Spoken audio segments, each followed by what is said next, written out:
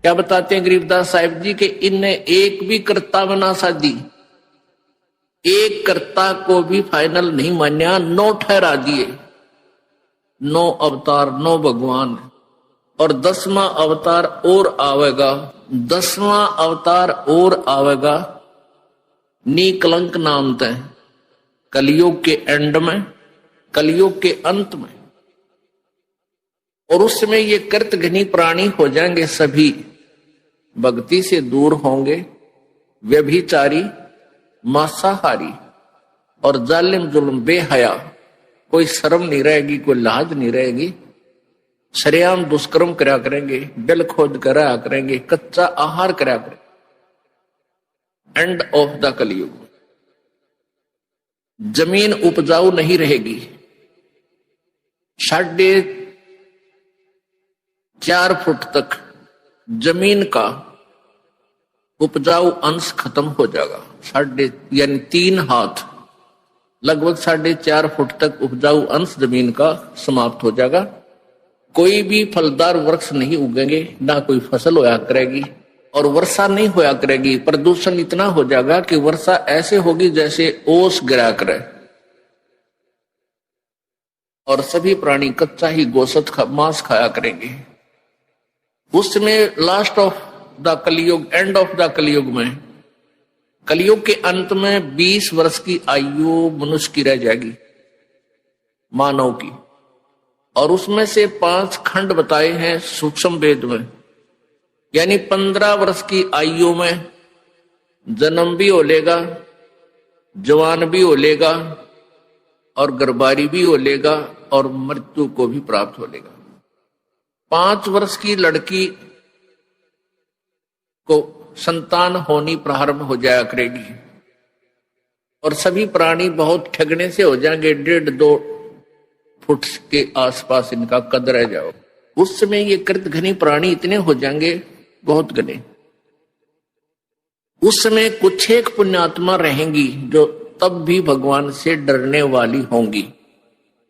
वो होंगे ऐसे ही, मांसाहारी भी होंगे, लेकिन जगह भगवान की अवश्य होगी। वो कौन होंगे? जो अब इस कलयुग में, अब ये भगवान का मार्ग हजारों वर्षों तक चलेगा। जो पुण्यात्मा इस मार्ग पर लगेंगी, भक्ति करेंगी और आजीवन मर्यादा में रहे, वो तो सतलोक चले जाएंगे। और जो जिनके पैर फिसल गए, नहीं पार हो पाए, वो फिर ऐसे इस कलयुग में मनुष्य के जन्म प्राप्त करते रहेंगे। इतने दयालु हैं ये परमात्मा। लेकिन मनुष्य जीवन में कौन सा ये प्राणी सुखी होगा? तो उस समय क्या होगा कि निकलंक नाम का एक अवतार आवेगा। वो कौन होगा? राजा हरिश्चंद्र की आत्मा होगी।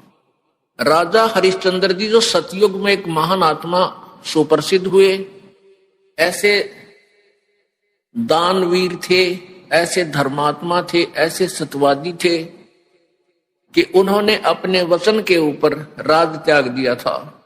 अपनी पत्नी को भी बेच दिया, अपने आप को भी बेच दिया, अपने सत्य की रक्षा की। जिस कारण से प्रसन्न होकर के प्रभु ने उसको विष्णु लोक में स्थान दे दिया। अब वो विष्णु लोक में है अपने पूर्व जन्म के पुण्यों के कारण। और जब वहां से इस पुण्यात्मा को 10वां अवतार बनाकर युग काल भेजेगा। जो गीता जी में कहता है कि मैं अपने अंश अवतार रचता हूं और फिर उनमें प्रवेश करके सारा काम करता हूं। इसलिए गीता जी अध्याय नंबर 4 के श्लोक नंबर 5 और 9 में कहा कि अर्जुन, तेरे और मेरे बहुत जन्म हो चुके हैं, तू नहीं जानता, मैं जानता हूं। फिर कहता है 9वें श्लोक में कि मेरे जन्म और कर्म अलौकिक हैं। अब कर्म कैसे अलौकिक हैं? श्री कृष्ण में प्रवेश करके महाभारत करवा दी, युद्ध करवाया। ओह, परशुराम का जन्म दिया, परशुराम में प्रवेश करके अक्षत्रियों को मार डाला और पाप परशुराम का रख दिए सारे।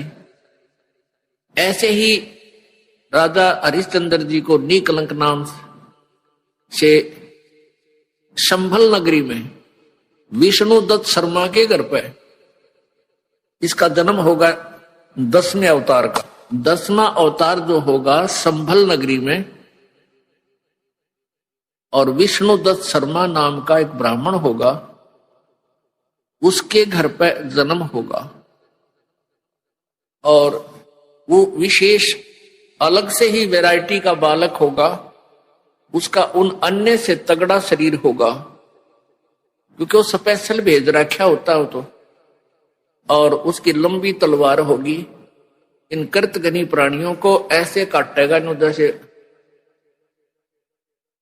या करेन गेहूं काटा करे, ऐसे काटेगा न बुरी तरह इनको खत्म करेगा। फिर क्या होगा, उन प्राणियों को बख्शा जाएगा जो उस समय भी भगवान से डरने वाले होंगे। इतना प्रदूषण उस समय क्या होगा, फिर परमात्मा अपनी मेहर से, पुण्यात्मा एक तो परमात्मा ने विधान बनाकर छोड़ दिया, तो विधान जो भगवान ने बनाया है उसके ऊपर ये साइंटिस्ट अपना अनुभव करके थोड़ी रिसर्च कर लेते हैं और फिर वो भगवान को रिजेक्ट करना प्रारंभ कर देते हैं। ये इनकी महाभूल है। अब पीछे कई वर्षों से रट्टा लगा रखा था कि प्रदूषण इतना बढ़ गया, ग्लेशियन खत्म होगी, बर्फ नहीं पड़ेगी। अरे कई इतनी बर्फ गिर दी बिना गिनती की, वो नो का नो प्रदूषण है, नो का नो सारा सौदा है, डूंडा उठा दी। तो भगवान की अपनी विटो पावर न्यारी है। तो क्या होगा, कलयुग के एंड में इन सभी को नाश करेगा, ऐसी दुष्ट आत्माओं को काटा जाएगा, खत्म करेगा। उसके बाद जो पुण्य उस समय थोड़ी बहुत आस्था भगवान की जिनमें होगी वो शेष बचेंगे। फिर बहुत जबरदस्त वर्षा होगी, और वो पहले वर्षा प्रारंभ होगी बहुत ज्यादा, वो व्यक्ति वहां से खिसक जाएंगे, मैदानी स्थान छोड़कर पहाड़ों पर चले जाएंगे। बहुत सैकड़ों फुट पानी पूरी पृथ्वी पर हो जाएगा, और फिर बहुत समय तक ये पानी धीरे धीरे ये जल सूखना शुरू होगा, और जो जमीन का अनउपजाऊ अंश था वो जल के कारण ऊपर आ जाएगा, और फिर धीरे धीरे वो सूखेगा, सारा पानी जल सूख के फिर उसमें जंगल हो जाएगा, पूरी पृथ्वी पर वन हो जाएगा, पेड़ पौधे बहुत ज्यादा उग जाएंगे, और फिर पर्यावरण का परिवर्तन फिर होगा।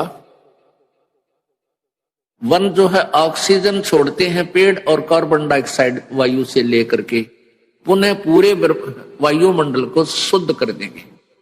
फिर उन शेष बचे हुए प्राणियों के घर पर जो बालक होंगे वो उल्टे होंगे। उल्टे कैसे, माता पिता तो 2.5 फुट के, और बेटा बेटी हो जाएंगे 4-4, 5-5 फुट के, फिर धीरे धीरे बढ़ता शुरू होगा। तो सतयुग में सैकड़ों फुट हाइट के इंसान हो जाते हैं, सैकड़ों, और लाखों वर्ष की आयु हो जाती, क्योंकि शुद्ध वायु, शुद्ध वातावरण, बीमारी होती नहीं उस समय सतयुग में, बहुत कम। अब हम इस विषय को यहीं क्लोज करते हैं।